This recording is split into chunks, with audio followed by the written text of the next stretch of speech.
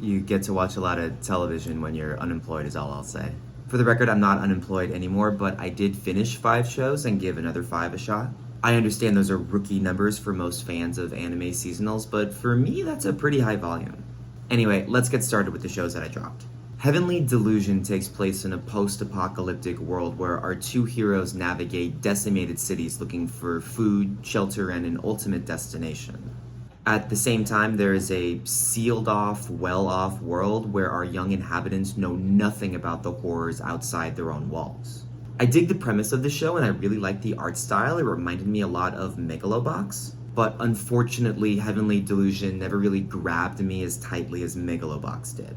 I'm very glad for its success, but I don't think it's anything special. My Home Hero is a really grating Taken-like show where a worried father gets involved with the Yakuza after killing his daughter's abusive boyfriend. Except it's a lot worse than Taken, which already isn't very good. The art sucks and the characters are one-dimensional. I stopped watching after 10 minutes.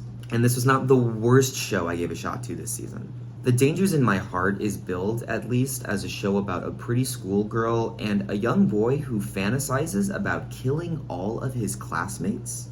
And I don't know, maybe that's a fine premise in other countries. But in these here United States, a show about a schoolboy fantasizing about killing all of his classmates, it kinda hits a little different. I try to give every show I watch at least 10 minutes of my attention before deciding whether to continue it or not.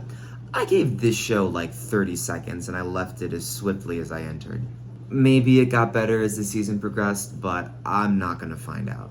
Edomaya Elf is a cute show about a shrine maiden and her lazy elf spirit as they take care of an urban shrine. I like the premise, I like the art, but nothing else really grabbed me. I lost interest when this show introduced its fantasy elements, which is what usually happens with shows like this. Watch it if you think you'll like it, otherwise you can skip it. A Galaxy Next Door explores the relationship between a struggling mangaka and his new assistant who turns out to be a supernatural being. All of my comments about Edomaya Elf also apply to A Galaxy Next Door, though if I had to watch one, it would probably be this one, but that would only be begrudgingly so. Alright, let's get to the stuff that I actually finished. So you know how this is supposed to be a channel about baseball and anime? And how there was only one baseball anime produced in the last 2 years and it was really bad? You would think that a 2-core run of the second season of Mix would bring about a lot of excitement and energy in this channel. It's not only an anime about high school baseball, but it's the continuation of a long-running anime series by the legend Adachi Mitsuru. In other words, it's my shit. But I am both unsurprised and disappointed to inform you that the inspiration and the excitement, it just never came. If you want my review of Mix's second season so far, you can go back to my review of Mix's first season that I released a couple of months ago, because the second season shows no noticeable improvement over the first. And in my opinion, that makes it worse because this season of Mix had 4 years to turn into something interesting. But instead we get the bare minimum amount of production value that's meant only to sell manga volumes. I won't rate it since the second core hasn't aired yet and I should probably give it a chance, but I don't anticipate that Mix is going to rate very highly. The only thing I like about this set of episodes is the ED, which is legitimately tremendous and one of my favorites of the year. But I think it says a lot that my favorite part about this show is the transition towards the ending. My love story with Yamada-kun at level 999 features our college-aged damsel Akane as she falls in love with a high school-aged boy. This boy, Yamada-kun, how did you guess, is both very handsome and mildly famous for his gaming abilities. Ooh. And it's up to Akane to help break Yamada out of his shell and make him see that he is the one for her. Yamada-kun at level 999 is male fantasy masquerading as a classic shoujo anime. Akane is our main girl, and she hits all the classic shoujo beats throughout her journey. But it's impossible to ignore how male-gazy it is for our beautiful college-age girl to fall in love with a high school gamer, no matter how handsome he is. And honestly, Yamada-kun isn't all that interesting beyond his looks. Like many other anime rom-coms, this show suffers from main boy doesn't do anything syndrome, which makes Yamada a thoroughly uninteresting counterpart to Akane, who is sincerely cheerful and happy and worth your attention. So while the central romance is only okay and the video game framing doesn't really work for me either, the show still has some bright moments that make it worthwhile. It's an excellent show for urban exploration, and all the cityscapes and landscapes really are tremendously fun to go through. And it also has impeccable fashion, as all of our girls and our boys are impeccably dressed in these very chic outfits that change from week to week. There are good ideas within this show, but ultimately I can't rate it any higher than a 6 out of 10. Okay, deep breath. Oshinoko is about a pediatric cancer patient and her doctor who die separate deaths on the same night in a rural Japanese town.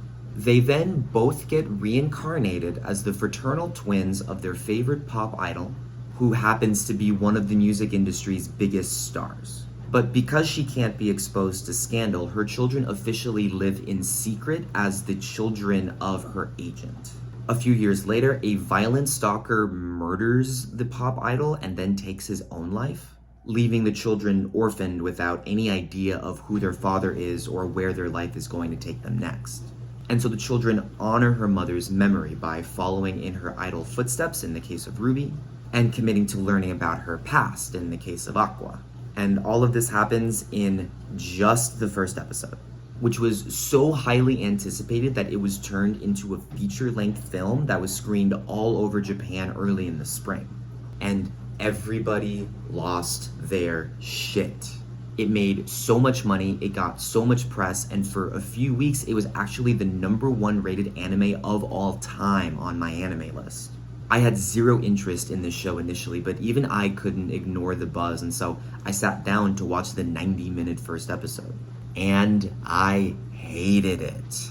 I did not understand the reincarnation framing, I did not jive with the very weird tone, and I didn't find any of the jokes funny. And when I found out that this story comes from the same mangaka as Love is War, things started to make a little more sense. So I dropped it thinking that it wasn't for me, but curiosity got the best of me and I gave it another try. And surprisingly, it got a lot better.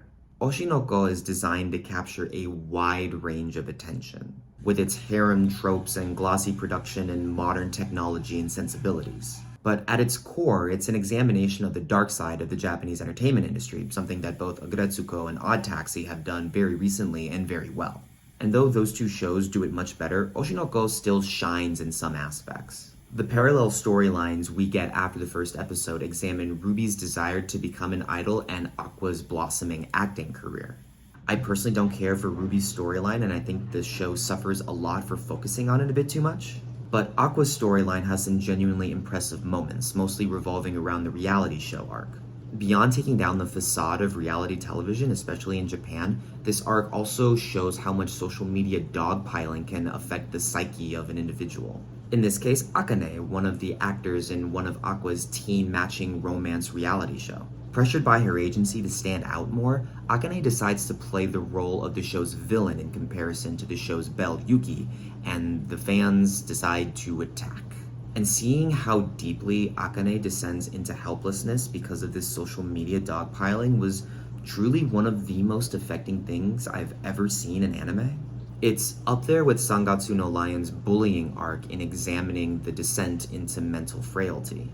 And even though that arc was excellent and there's a few other things I like about this show, it's about the only overwhelmingly positive thing I can say about Oshinoko.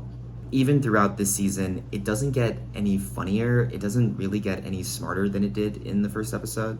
And even though it shows a lot of technical expertise, it doesn't really have anything to say about Japan's entertainment industry other than it's all fake. Basically, Odd Taxi does it better, Aggretsuko does it better, 6 out of 10. Skip and Loafer is a shoujo rom-com featuring our heroes Mitsumi and Shima. The first of whom is a bubbly and overachieving goober, and the second a tall, handsome, but reserved lady killer. The pairing seems destined from the start, but that doesn't stop Mitsumi's optimism from gathering a bunch of friends to create this very odd but charming social circle. And this also allows for Shima to show more of himself than he is comfortable with. As far as shoujo rom-coms go, Skip and Loafer is pretty much perfect. The art style looks bright and fresh and cozy. Our hero Mitsumi checks off a lot of shoujo rom-com tropes, but still remains a magnetic force in the story. And our side characters add a lot of depth. Skip and Loafer touches on a lot of social dynamics that makes it a compelling watch regardless of how you think about shoujo rom-coms. And while the show does have some romantic shortcomings, this isn't a show that's about our two leads, but about our ensemble of characters.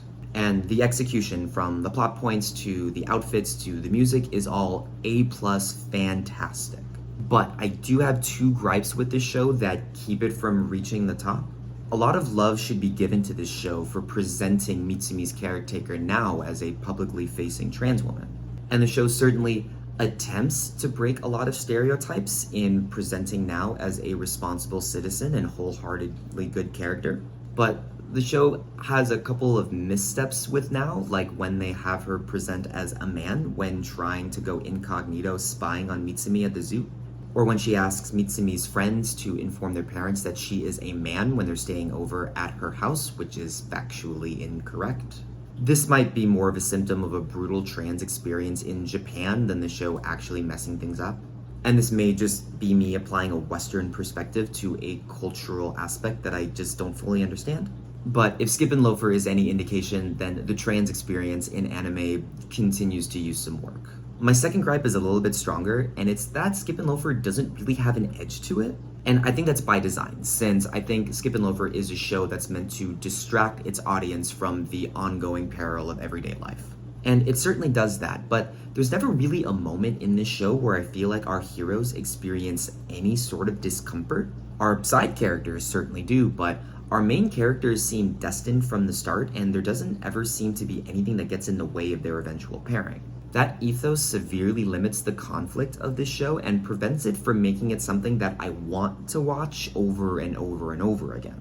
I make these gripes out of love because I still think there's a lot to love about this show, especially since the overwhelming quality of the animation and the music and the plot structure cannot be ignored. And in my opinion, Skip and Loafer is one of the best shoujo anime I've seen in years, and it deserves an 8 out of 10. I have a decent track record of predicting my show of the season based entirely off of name and synopsis and poster. And it wasn't particularly difficult to tag this season's show as Kimisomo based off of those aspects. What with the dark and moody preview images and the seinen tag and the downright gorgeous art style, I knew immediately that I would love this show, and surprise, I do. Kimi wa no Hokago Insomnia, or Insomniacs After School, or just Kimisomo, is the latest great show from Linden Films, a studio that hit my radar last summer with Call of the Night, a show about insomnia and urban exploration and vampires. I thought Kimisomo was going to run it back with its own interpretation of insomnia and nighttime urban exploration, but that premise basically dissolves after the first episode, and Kimisomo becomes more about more legal pastimes like astronomy and photography. Our heroes Ganta and Isaki find comfort in each other's ailments that keep them both up at night. Isaki because of trauma that she experienced growing up with a heart defect, and Ganta because of the trauma he experienced as a child when his mother suddenly left their family. These experiences are treated with the weight they deserve, and while they don't feel as earth-shattering as something that you might find in a more melodramatic show, they're no less heartbreaking because they're so easy to empathize with. But the show isn't just about trauma. There's a lot of joy for our heroes to discover, most especially in each other, but also in their friends and their family and their teachers. Or just teacher, I guess, as Kurashiki sensei is the only teacher that we meet throughout the show. And she's great, by the way. What sold me on this show was a moment during the second episode where Kurashiki sensei discovers Ganta and Isaki using the school's abandoned telescope room as a sleeping pad. And when she confronts them about their activities, she immediately asks them if they're using the room to have sex. Because that's what a responsible adult should ask in that situation. And it's also not something I would expect from most shows, especially PG high school rom-coms like Skip and Loafer, for example. It's a small detail that shows how much care the producers put into this show, and it's not the only one either. Like when Anamisu recruits Ganta to help her practice softball, and what follows is a point-by-point perfectly animated softball windup. Or when Kurashiki sensei steps out from a dinner with her students, she decides to smoke out of a vape instead of cigarettes to protect her students from the secondhand smoke. And despite doing all the little things well, Kimisomo wants to present itself as universally large. So when we end up in dead shopping malls or beautiful lakesides or nighttime summer festivals, they feel like real places that we would want to spend time in. The rural exploration is especially fun, and while I don't care very much about photography, the show does a really good job in making me care about Ganta discovering his passion for photography. Also worth mentioning, most rom-coms suffer from boy doesn't do anything syndrome. That does not happen here with Ganta. Ganta is kind of an asshole at times because what sleepy boy isn't, but he's also committed to making a better life for himself and Isaki. And as for Isaki, she is smart and delightful, and this show knows exactly how to make her shine. Even though the pairing doesn't have much standing in its way, it's still very easy to root for this coupling. If there's any flaw in the show I would point out, it's how one-dimensional most of the side characters are. Some, like Anikawa, develop into three-dimensional characters, but others, like the deadpan Shidomaru or the bully Haida, just kinda stay as they are throughout the show. Maybe they develop later in the manga, I don't really know for sure. But even that problem doesn't weigh down the show because it focuses on our two leads, which is the right decision from the start. Kimisomo feels so adult despite the majority of this story taking place in a high school. And I feel this very pleasant and nostalgic melancholy, knowing that even if something bad happens, everything is going to be alright in the end. And when something good happens, it is a reason to celebrate, even if it ends up so small and inconsequential at the end.